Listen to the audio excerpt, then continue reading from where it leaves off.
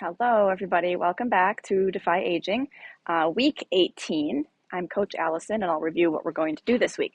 This week we have an AMRAP, which, as a reminder, stands for as many rounds as possible. It's an acronym for that. What that means, we're going to be getting away from our standard, kind of more standard circuits. You're going to be working in your own space for the duration of the routine. There's 6 exercises, each with a slightly different rep count. So you will have to sort of continue to refer to the Defy board throughout the routine to remind yourself of the reps for each exercise. And you just start with exercise 1, finish it, go to exercise 2, then exercise 3, all the way through 6. And then you start the list at the top again.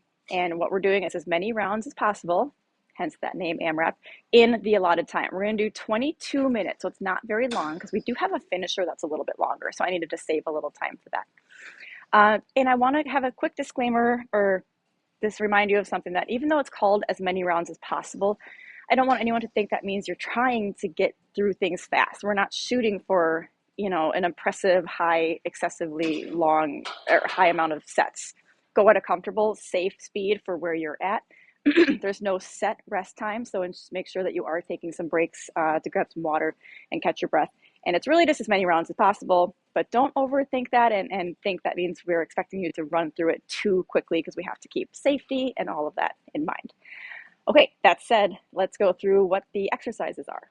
Okay, so exercise 1 is going to be a single leg balance with an opposite side curl. So we've been doing some curls a lot lately, so it's good. We're really strengthening up those arms. With this one, though, we are adding that balance component to it. So I have the weight in my right hand, so that means I'm going to balance on the opposite side, okay?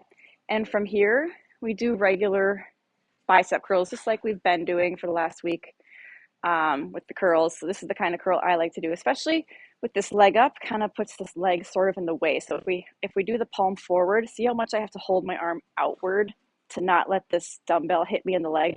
So I think it's more comfortable to let the arm hang as straight down as possible with the palm turned in. And then we sort of do a little rotation palm up on the way up with a curl. So my recommendation for the type of curl. But yeah, so you can definitely go near a wall or a rack or something to kind of hold on to. But I definitely also recommend only using minimal assistance. So maybe like a fingertip on the wall. That just kind of gives you that safety, sense of safety. What I'm trying to have you avoid is grabbing something for like dear life, because then you're really not improving the balance on that single leg. If we're holding on to something for 100% like dear life here, we aren't forcing ourselves to have to balance. But if you use just a fingertip, that's a little bit different. But use as much as you need. Anyway, so we'll do, the count is 12. So we'll do 12 on this side. And then obviously everything switches and 12 on the other side. Okay, so that is exercise 1. You only need 1 dumbbell, even though we're doing both arms because we're doing each arm separately. So that is our first one. Exercise 2, it's a half kneel get up. Now, many of you are familiar with our kneeling get ups. That's the one we do more often. This is a little spin on that. So it's a half kneel get up or half kneeling get up. So what that means is we're starting in the half kneel position that we do quite a bit of our stuff in, some of our warm up and cool down movements, some of our exercises. I'll face you, I guess. That makes more sense. And we are whatever leg you're starting forward, that leg just stays glued to the floor. We're only doing 5 reps on each side. So what that means is I'm going to do, balance. See, that's okay. Stand up. That same leg is going to go right back down, all the way to the floor, like we're just coming back down and resting there. Back up, back down. So our kneeling get up would be very similar. See how it's very similar like that? We're just not doing both legs at the same time. So we would do all the reps on that side, 5 of them. Then we would switch. Now I'm going to put my other leg forward and I'm going to stand and come all the way back down to the knee. Now you can use a little assistance on your leg here to kind of help push you up, maybe to help guide you down. But I want to be sure that we aren't using it to a level that gets maybe a little sloppy. So we aren't coming forward like this much, maybe having to like thrust your body forward, and so use that assistance with your leg with caution, like use it a little bit. This is a very challenging exercise. So if we aren't quite there yet, or maybe the knees, this is something our knees don't agree with anyways, totally okay. Anyone that falls into that category. We're going to do a step up. So you'll have to bring a stepper over to you or go to where they are in the gym. We can move all around the turf for this routine. Keep that same starting leg on the box and do all 5 reps on that side first, then switch sides, and then do all 5 on the other side. So that is the alternative. But anyways, that half kneel get up is a little different. That's exercise 2. Exercise 3 is push-ups, and that is a rep count of 10. So we can do toes on the floor, we can do knees, we can do up on an incline like a bench, we can even do a wall push-up, which puts you in a position like this. So the coach will demonstrate all those levels for you. You can mix and match too. Maybe you can do 2 or 3 like on your toes, great, and then drop to the knees for the rest of the 10.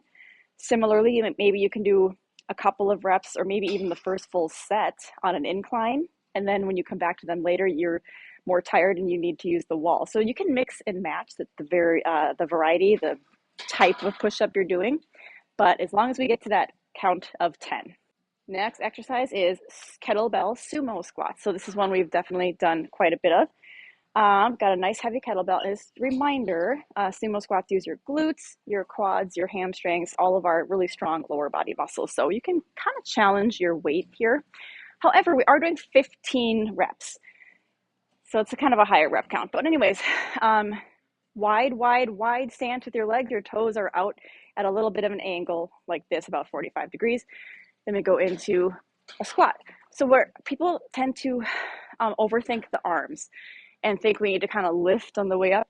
The arms are just dead weight. So I'm just holding on to it with my tips of my fingers because I never have to like lift it or pull it with the arms or curl it. It's just dead weight, adding some weight to the squat. So don't come up with a shrug or any kind of lift like that. And then you just have a little bit of natural forward lean with a sumo squat. It's not a right or a wrong amount of lean because everyone's body and dimensions are just so different. But I will say, you don't purposely try to stay upright because then that's not really a squat. That's actually kind of just more of like a plie type of stretch. So you do pop your butt back like a regular squat. That will create a little bit of forward lean. And last reminder, make sure the knees are staying over the ankles at the bottom of your squat. See that? What I mean by that is they're not caving in, or if your legs are too wide, your knees are here, but your ankle is here. We don't want that either. So sometimes it takes a couple reps to get the perfect placement down with your feet. But anyways, that is our sumo squat, and it's for a rep count of 15. Okay, last one is a quadruped. That refers to our body position. Quadruped, single arm, reverse fly. We did these a few weeks ago. Quick reminder, this is one where you need very light weight. So I'm talking like 3 pounds, maybe the 8 pounds. I don't think anyone should be using over 8 on this one, actually. It's a challenging exercise because the movement itself is challenging and the area, the muscle that we are targeting is very small and typically on the weaker side for most people. So that makes the weights feel harder too. Quadruped position is hands and knees like this, and we take our weights in one side and we're doing a reverse fly. We're kind of flying that arm like a wing up and out. Okay, I'll show you from the front because it's important we have a slight bend in your elbow at all times. We never ever want to lock. We don't want to do it like this because when you have weight in your hand and you keep your elbow straight, it's putting a lot of pressure on that joint. But we bend the elbow slightly and it takes that pressure off of the joint and puts the pressure or the contraction, the strain, whatever, on the muscle where we want it. So never lock out your elbow. So from the front, I think you'll be able to kind of see my arm position staying kind of bent. See that? Maybe like right here, you can kind of see it. Now, if I was with my arm perfectly straight, it would look like this. So that's very important. And if it helps, you can think of you're kind of leading the way up with your elbow. If that kind of helps. See how my elbow is at the peak of the movement, not my hand being way up here. I hope any of those sometimes different cues or wording helps for different people.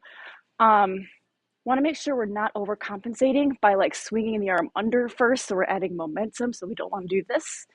And we don't want to also overcompensate by like tilting the body, so your body stays very still. It's just the arm going up and down. So that one, for being a very like seemingly simple movement, like it looks simple, there's actually a lot of stuff to keep in mind to do it properly. Anyone not getting on the floor, you can very easily do this on an incline. So you'll put your hand on something for support.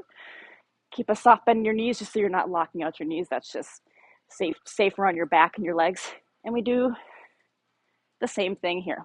So no problem at all. We have to share some benches and stuff, but that's fine. No problem at all if you're not getting on the floor. But that one is 12 reps on each side. Okay, so that is the AMRAP. That's the exercises. Those are the exercises in the AMRAP. You go through those, like in the order that I just went through, and then you take a little rest at the end, or take rest whenever you need it, and then you just go back to the first one and repeat. We do that for 22 minutes. Now, our finisher is going to be different. We haven't done this for a while.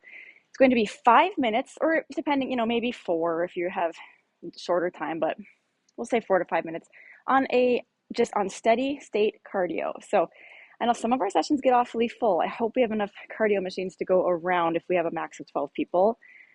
I have to fight over some of the ellipticals and treadmills, or rock, paper, scissors, but treadmill, elliptical, the rower machine, the Airdyne bike, the regular spin bikes, the recumbent bikes. There's I think all the gyms have at least one stair climber. Some of the gyms have 2, so we have those. Those are a killer. I love the stair climber. Anyways, any of those pieces of cardio equipment.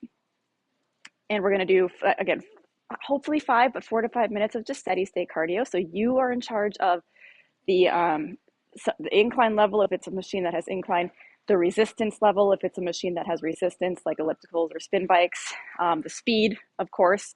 However, I want everyone to work at a perceived exertion, a PE level of like 7 to 8. So a perceived exertion scale is 1 to 10 typically. 1 is like, this is very easy, maybe going for a light walk or whatever you consider super easy. 10 is extremely high intensity cardio, like you're pushing to your 100% max. That's not what we're looking for. So on that scale, we want you about a 7 to 8. And that's perceived exertion. That will look different for everybody. Someone could be running and feel like they're at a 7 or 8. Someone could be walking briskly and feel like they're at a 7 or 8. Everyone is different. So keep that in mind when you're doing your 5 minutes of steady state cardio. We don't want it to be easy. You shouldn't just be going casually. You should not be able to hold a conversation comfortably, if that also helps. A level 7 to 8 PE scale means you can talk, but you're going to have some breathing between the words. So if that helps a little bit too.